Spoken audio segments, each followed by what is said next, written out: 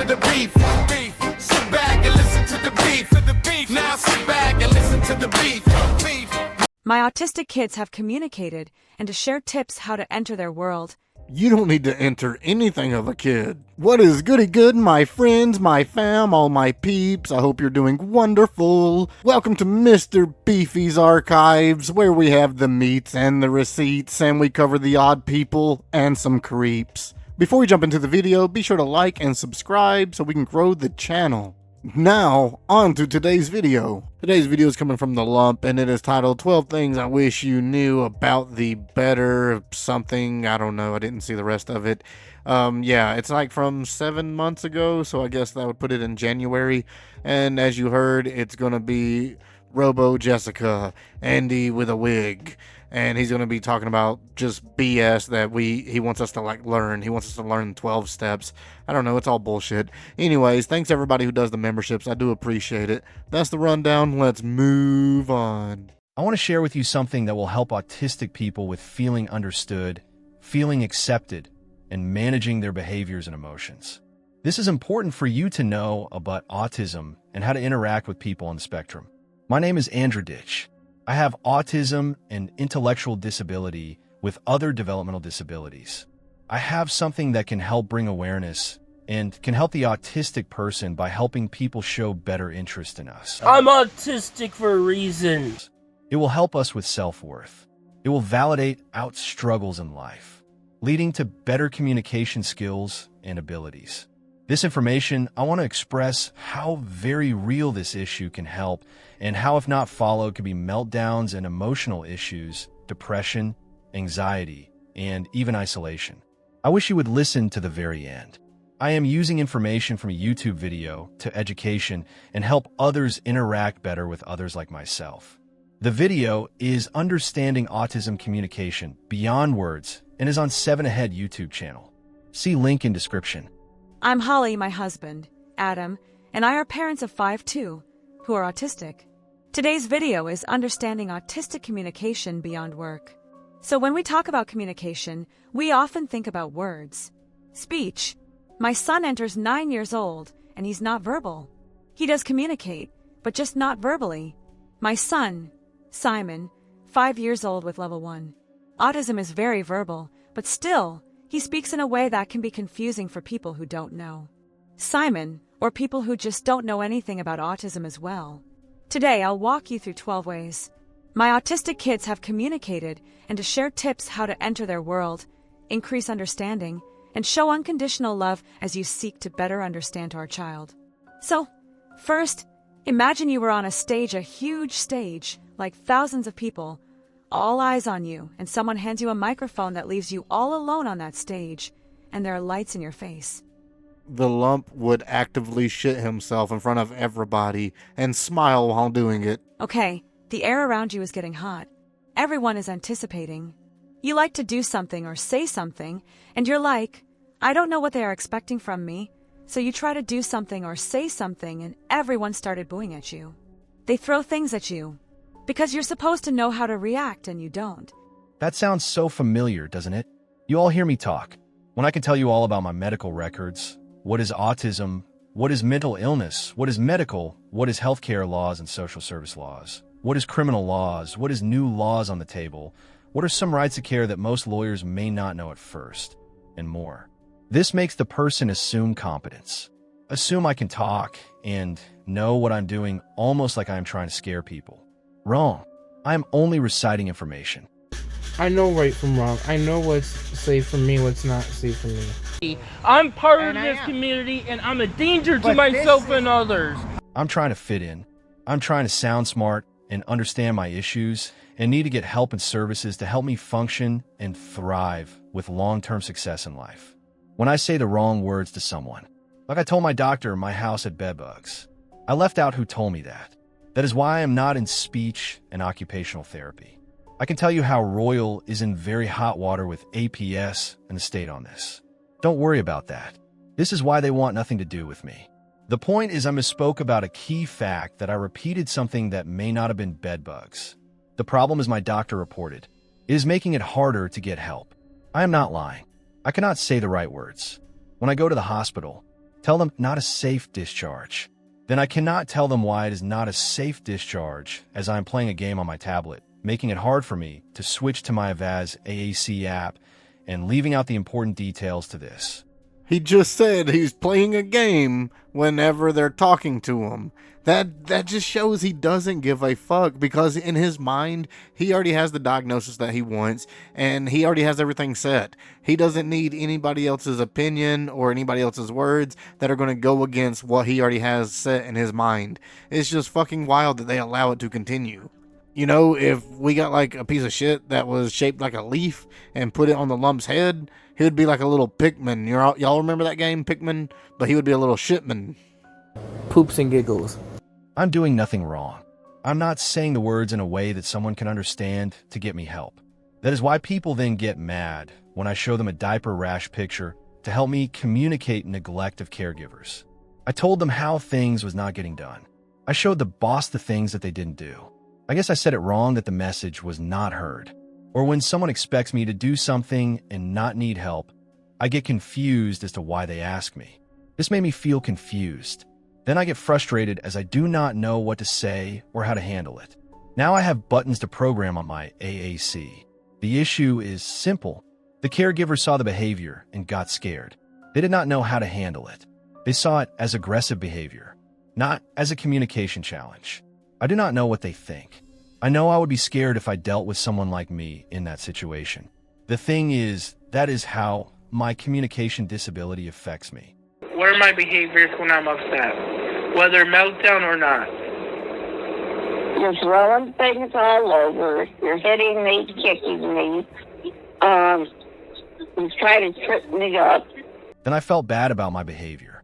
If the caregiver was still giving me a hard time with it, I would then avoid asking for help with that altogether. Then get a rash, and then they used "you didn't ask for that help," or "you refused the help." This is not what I wanted to say and is not what I wanted to happen. This is how normal people take neurodivergent people out of context and use it against us. Oh, Lumpy, I have all the receipts of you refusing all kinds of services and help. It's just which one to play. I refused the care from the PAS worker. Tomorrow I got caregivers. I can refuse it because nobody thinks I need help. They know how to navigate complicated social conversations, and someone with autism gets frustrated easily and confused.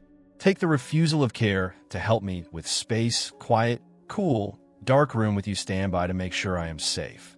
Don't take it as defiance. Don't take it as refusal. Don't take it as I am taking it out on you. Don't take it as avoidance. The same behavior and communication breakdown can be all of that.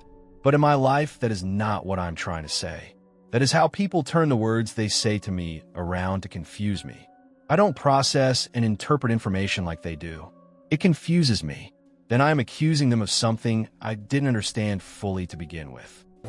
This person I accused too many times for things that I found out later wasn't them. We both are confused.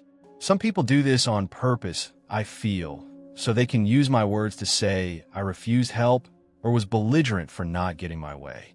That is not allowed and is fraud in healthcare. This is happening less than it once did. Then they get mad at me, discharge me to not get bad name, in fear of legal issue or reputation issue. The thing is, if you follow these steps and ask me questions to clarify what I am saying, then you will not have the issues and misunderstandings that you do. Then you will not have complaints or behavior issues to deal with. I will be happy. You be happy. Everyone is happy. I will establish a routine for myself and for my family. It is a win-win for everyone. All right. Number 5, echolalia, or repeating phrases. So some autistic children will repeat phrases that they've heard. It's called echolalia. Instead of generating new speech immediately, this can be immediate, like, "Do you want a drink, right?" And then they say you want a drink. Delay using your phrase heard earlier in a new context. So there could be many reasons why someone uses echolalia type of speech. A lot of autistic children will do this at a young age, and some will even continue throughout their teenage and adult years. So it's important to know why, right? And there's a spectrum of reasons why there's many reasons. So, just to go over a few that I see in my family, sometimes people just like to repeat things because they like the sound of it. It's more like a skim write, or they like to repeat something. Repeat you because they want you to know that they're paying attention to you. Okay. So I repeat my words, and other people's words, and that take I do, just to annoy them. So if you think of it about this backwards, I had an experience when I was teaching a little girl. In a little Sunday school class at church, and like, sweetest, cutest little girl. Her parents were kind of shy, not talking to me very much about her disabilities and things. She was not autistic, actually, but she did have a very difficult time communicating. And when she talks, sometimes I had to lean in really close, and she would repeat herself once I talked to the parents about Ezra, explaining some of the challenges that we had with them and how he's completely memorable. Those parent me connect with their little girl, and it was wonderful to connect with her. One of the things is why I bring the story up. One of the things that helped her feel seen and heard is when I would repeat what she said. They told me that the dad was like, repeat the word as soon as you understand a word that she says. She says, family. Then you say, you suck from now on. Your pants suck, your shirt sucks, everything about you sucks. oh, family, and then she'll not. Then she gets reassured that I understood, because a lot of times she's not understood and wondering if people are actually listening or understanding what she's saying, and sometimes that person just needs a little urging, like, what is it that you really want, you know? Maybe they need a simple, what do you want, or say yes or no, so it's a reminder of what their answers could be. So, for example, if you ask a question, and then they repeat the question, maybe something that can be helpful is, yes or no, you know. Do you want mashed potatoes? And they go, mashed potatoes, and go yes or no, and then they might go yes or no. So, just that reminder, what an answer could be helpful, and then it can lessen the time of processing it because you've given them some answers that they can choose from, right? That can be helpful. But I'm Simon.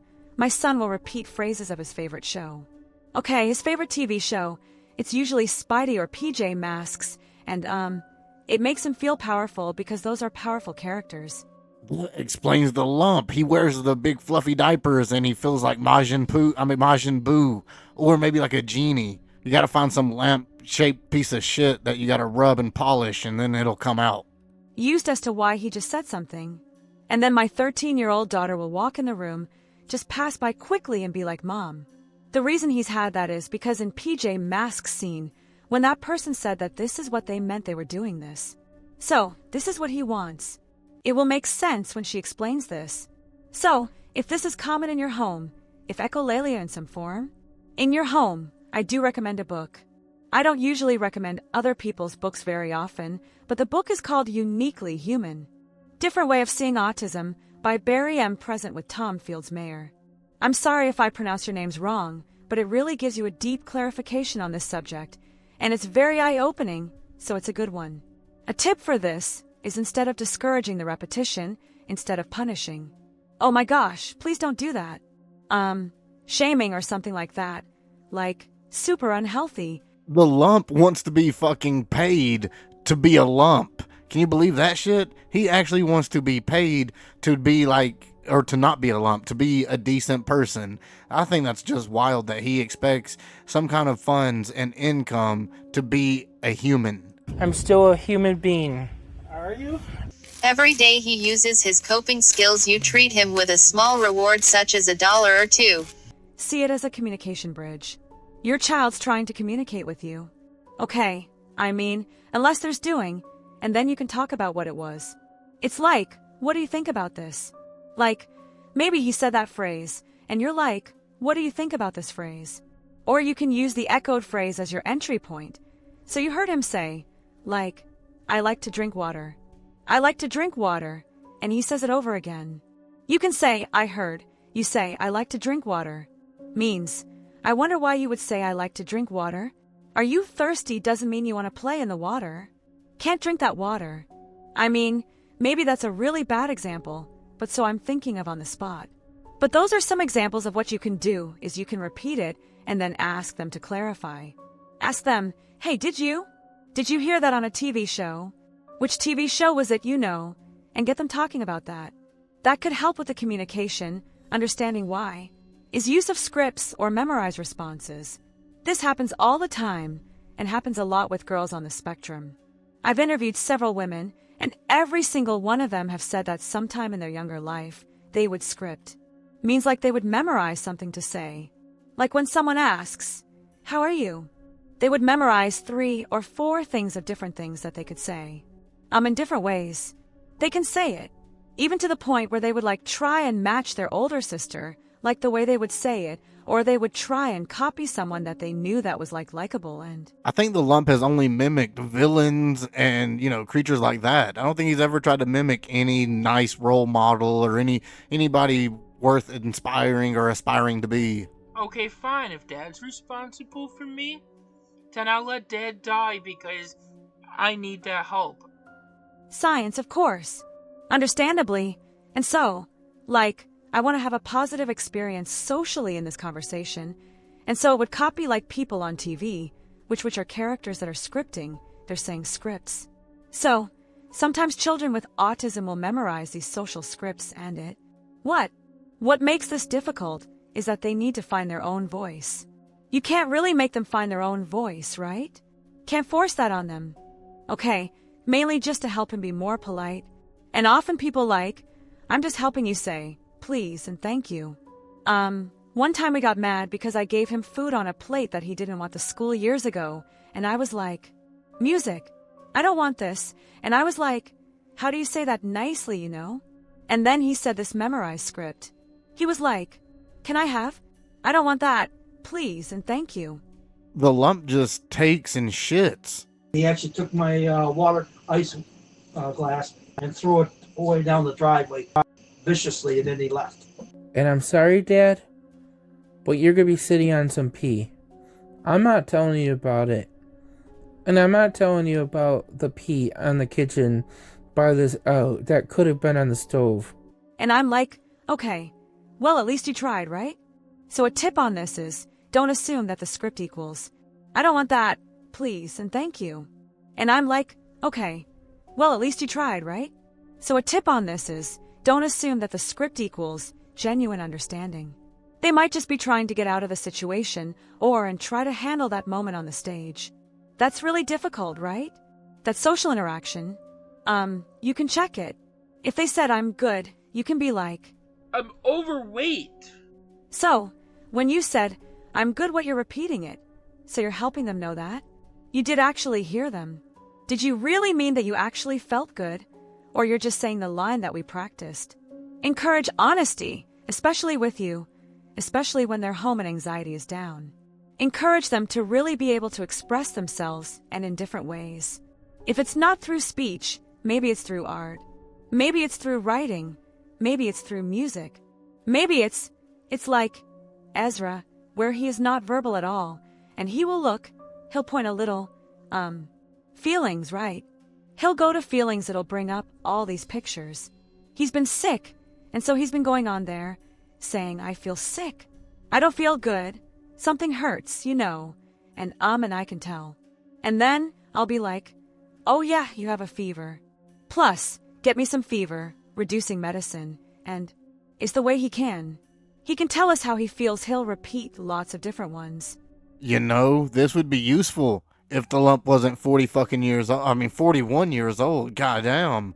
We're not going to treat the lump like a fucking infant. That doesn't make sense. He knows better. If he's beating off into diapers, he's more grown than a fucking child. I get off sexually when being changed and cleaned up. I'm like, okay, I think I get the gist of it now. I think I understand. So, with number 7, it goes along with this. What I'm saying actually is masking or camouflaging communication challenges, especially for children with level 1 autism. As we see with my son Simon, who's 5 years old and loves being social and fighting with his friends. He may look like he's autistic. I hate it. When people say that, I hate it. When people are like, "Hear yourself look autistic," because autistic doesn't have a look. I'm going to show people that I am autistic. So they don't know. That, and I think one of the reasons why they say that is because Simon has learned to mask. He's so young, he's 5 years old.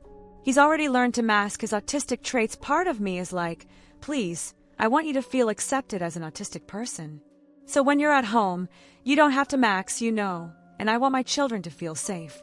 Some people will mask and hide their struggles, and this means we can miss the fact that they're communicating. So research shows that even verbally fluent individuals with the territory, but it looks different on everyone, so a tip is to be aware of the cost of masking. The lump, he claims that he knows all about masking, and he's admitted to it, so maybe we should try bagging. See if bagging or saran wrapping, if that'll fix it. Learning how to mask my Okay, you can ask your child how exhausting was that? Was it worth it? Or, how are you doing inside after being on all morning or all day at school? Giving them, especially if they feel like they need a mask at school or with friends. That's really hard. So when they come home, how we need a place to crash where they don't have to mask. And that's tough for everyone involved. But I would encourage trying to find that one friend. That one friend who can help them feel accepted and who can advocate for them and to help them advocate for themselves. That's even better. Juice was a real live woman. So is Jessica. No, she is. We found a really good friend for Simon and an also for Ezra. Simon has several. Ezra has one friend that he is starting to, flies well with, and they will both get super excited when they see each other. They'll even hold hands and walk to, like, wherever they're going, which is darling. So sweet. I love that he can connect and stuff, and so, hopefully, those relationships can be real. They can be strong relationships that are not based on the autistic person having to mask. Number 8, social initiations or interactions may look different. This is definitely a different type of communication that's good to be aware of. So, a child might talk at someone or at others, like it might sound like a monologue, or they may jump topics. They may not take turns in conversation, or may initiate interaction in unconventional ways. Like the first thing they say to you is an intense question about a schedule. Topic. These are forms of communication. Might as well throw in the adult baby, disorder if you want to add those ones, if you want it to. My tip here is to shift your lens instead of thinking, why is she being rude? What is she trying to tell me? What's her concern? And what could she be feeling or experiencing what's worrying her and then respond with? That's an interesting question. Let's figure it out together. Or this is one example, right? It might not be the perfect example for everyone, but that's an example of something that does help with my kids. Is that if there's ever a problem or concern, we make sure that the child understands that problem isn't them. Else that they can work on that they can. They can even help find the solution for that problem, right? One of these experiences is when Ezra, our son, had a near-death experience. It was devastating for us, but also changed the way we parent Adam, and I just felt like we needed to do something drastic. And we did. We did something kind of non-conventional, and we scared all of our family members. Oh my goodness, we quit our jobs, sold our house, and used the money that we got from everybody over house. And we bought an R, and we lived full-time in our RV with our 5 kids. Their ages at the time were 1 to 12. No fucking way. 5 kids, 1 to 12 in an RV, no, I just can't stop saying no. And just, if the lump was one of them, hell no. Oh man, I'll go to the store for a pack of cigarettes and, no, that's mean. Mark was 12 and Simon was 1. And we visited every U.S. national park in the lower 4 days takes. Okay, so that radical season of our life changed many things for us. We discovered how connection can look different. It can look different than what I expected before. We really wanted to create memories to build strong relationships and have these experiences with our kids when they were that age. We knew that the only way we could do that was to do what we did now. We have since sold the RV, and now my oldest is 16 going on 17. Now the thought of having 5 lumps, 40 going on 41, oh my God, what would you do? How would you be able to cope with your life? Would anybody find that any joy in that? Oh my God. And we're renting in a home, and we moved a lot. Actually, now I'm gonna move on before I go on a tangent. Okay, number 9, stimming, which is like a body movement repetitive, or sensory behaviors. If you don't know what stimming is, would it be right here? 12 examples of autism stimming. I want to talk about stimming. Back and forth, hand flapping, having spinning. Simon likes to play with my hair because his stems aren't as huge, as far as like visible as with Ezra. It's very, very visible when he seems because he will vocally stim, so it's really loud. But even fidgeting is a type of stim. I do. That a lot. So I've been doing that when my mom and dad yells at me for accidentally doing it and not meaning it. And I do it on purpose.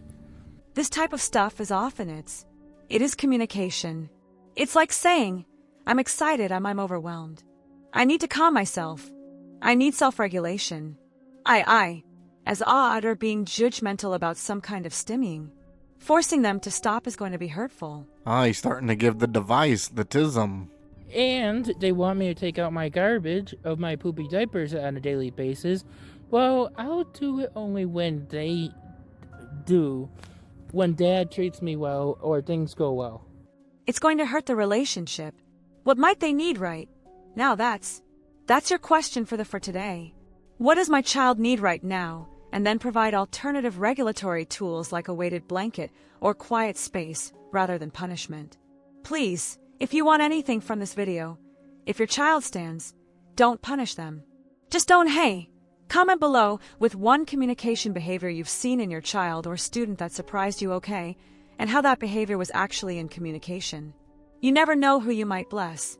By commenting below, people reads comments all the time. He doesn't communicate well. Are you kidding me? No. Are you kidding? He's one of the best communicating autistic people I've ever met. Let's build the community where we can learn from each other. So, my husband and I wrote a book called A Unique, Normal 12 Mistakes We Made While Raising Autistic Kids. We're very vulnerable in this book. It's full of real-life stories, including our Bill, RV League, National Park stories, and. Journey number 10 is emotional outbursts, or shutdowns or meltdowns, so you might see this as only behavior. If you look at it through a new lens as communication, it's going to have to be healthier, like all around, for everyone involved. Okay, so when an autistic child has an emotional sensory overload, their outburst or shutdown is a strong form of communication that they're telling you that they are pushed beyond the ability for them to manage. This is not a choice. A meltdown is not a choice. They need something, and it also these things that they may have a hard time with, like triggers or antecedents. Whatever you want to call it, you may not recognize what they are for a while. Most helpful tip is to pre-plan calm down strategy and actually, make many plans of plan A, plan B, plan C, what's going to happen when you do this? The lump doesn't follow fucking plans. He doesn't listen to anything. It's all whatever he wants to fucking do, and if it's not, then it's abuse. Caregivers were mad because they had to call the cops. The cops would say, oh, he's an adult, he could do this. Right? And look what's happening, guys. I almost got hit. Right in front of you guys. So, Ezra likes to be able to run outside in the backyard and big hugs and compressions on his arms, and likes it can't help them calm down too. Simon really likes a sensory bit. We'll often walk him there. He's having a hard time, we give him choices. He likes that helps, distract him. If he feels like he has power with choosing, what color light is it? A sensory bed that will help him, gain confidence, and control. Mark and he's, oh, I get to make a decision. He loves deciding things. Ezra, on the other hand, don't give him too many choices. He'll get overwhelmed. So there you go. 2 examples of very different kids that are diagnosed with the same thing. That's not confusing. I don't know what it is, but this is my life. And it has proved that autism is a spectrum, right? Number 11. Only have one more after the special interest talk and intense focus as communication. Your child may use their special address trains, dinosaur Star Wars, football stats, outer space, political debates, global economics. Just some that are in our family, you name it. I have trouble using a fork. I love hearing about people's special interests. It's awesome, right? This is a way to communicate and connect. This is a way for you to enter their world, so you might hear detailed monologues about their topic. That is interaction. Okay, even if it doesn't look like it, it's not your typical back and forth communication. But it is, so here's your tip. Lean into it. Enjoy it. Okay, if it's difficult for you to enjoy, like really hard, I want you as a parent or teacher or caregiver or grandparent to teach yourself how to love it.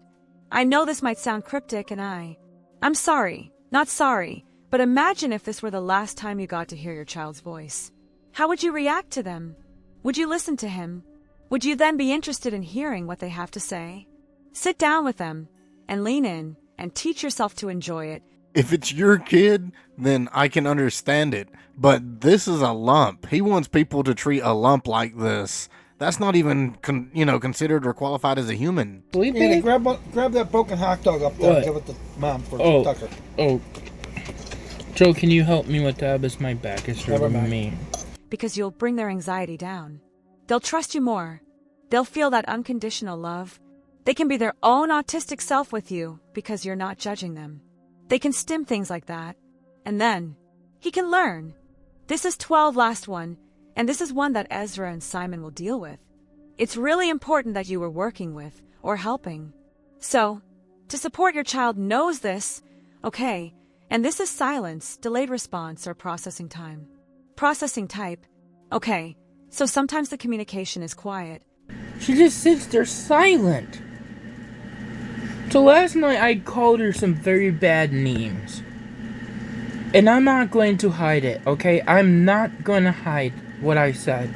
I called her a C, I called her a B, I called her, you're just as much as the problem.